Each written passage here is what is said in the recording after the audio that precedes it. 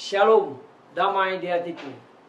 Kembali bertemu dengan saya, Pendeta Jonathan Efrul Pulalam, pada hari Kamis, tanggal 24 Maret tahun 2022. Mari kita minta pimpinan Roh Kudus untuk pembacaan dan pemberitaan firman Allah. Mari berdoa.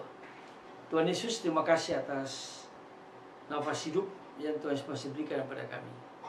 Itu berarti Tuhan masih membutuhkan kami tinggal di dunia ini dan terus berkarya bagi Allah Tritunggal dimanapun kami berada. Saat ini kami mau membaca dan menyampaikan firman. Urapilah hamba-Mu dengan kuat kuasa Roh yang Kudus, dan juga beri penerangan oleh Roh Kudus kepada para pendengar yang mendengarkan firman Allah ini. Dan Roh Kudus memampukan kami untuk kami dapat melakukan firman Allah yang akan kami dengar pada hari ini. Dalam kasih dan pengampunan Kristus kami berdoa. Haleluya, amin. Mari kita baca firman Tuhan yang diambil Markus pasal 1 ayat 21 sampai ayat 28, tapi saya yang akan membacakannya ayat 21 dan ayat 22. Firman Tuhan berkata begini. Mereka tiba di Kapernaum setelah hari Sabat mulai. Yesus segera masuk ke dalam rumah ibadat dan mengajar. Mereka takjub mendengar pengajarannya, sebab ia mengajar mereka sebagai orang yang berkuasa, tidak seperti ahli-ahli Taurat. Demikianlah firman Allah yang berbahagia kita yang membaca, mendengar, dan melakukan firman Allah. Haleluya. Tema kita pada hari ini adalah Yesus ditolak di Nazaret dan berkarya di Kapernaum. Nah, saudara-saudara yang saya kasih dalam Tuhan Kristus, Kapernaum adalah tempat favorit Yesus dalam berkarya.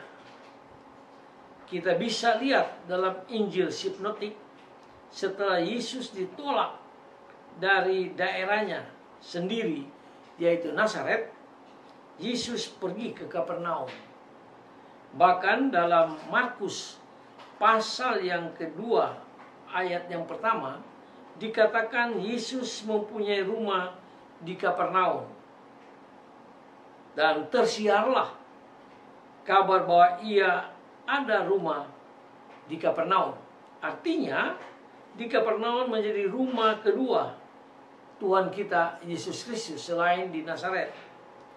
Di Kapernaum inilah Yesus tampil pertama.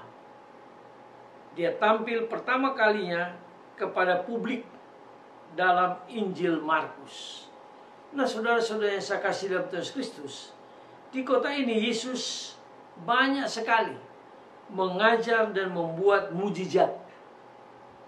Misalnya menyembuhkan ibu mertua Petrus, dan banyak mujizat penyembuhan lainnya dilakukan Yesus di Kapernaum ini.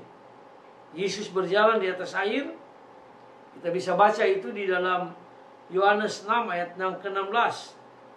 Di tempat itu Yesus bersabda atau Yesus berfirman, "Akulah roti hidup yang turun dari surga."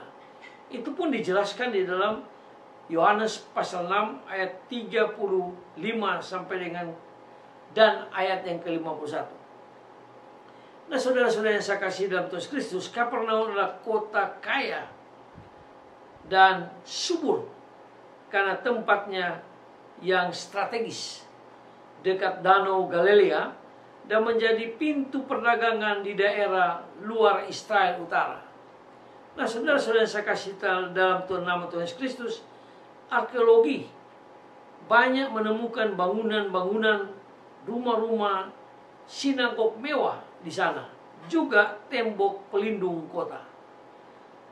Orang Kapernaum awalnya cenderung positif terhadap wartaan Tuhan kita Yesus Kristus. Mereka kagum dengan pengajaran Yesus. Mereka membawa orang-orang sakit kepada Yesus untuk disembuhkan.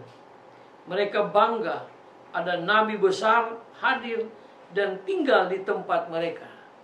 Nah, saudara-saudara yang saya kasih dalam Tuhan Kristus, namun di akhir-akhir karya Yesus, kota ini termasuk salah satu yang dikecam oleh Yesus.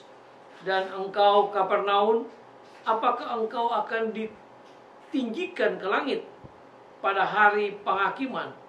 Tanggungan negeri Sodom lebih ringan daripada tanggunganmu. Itu dijelaskan di dalam Matius pasal yang ke-11 ayat yang ke-23.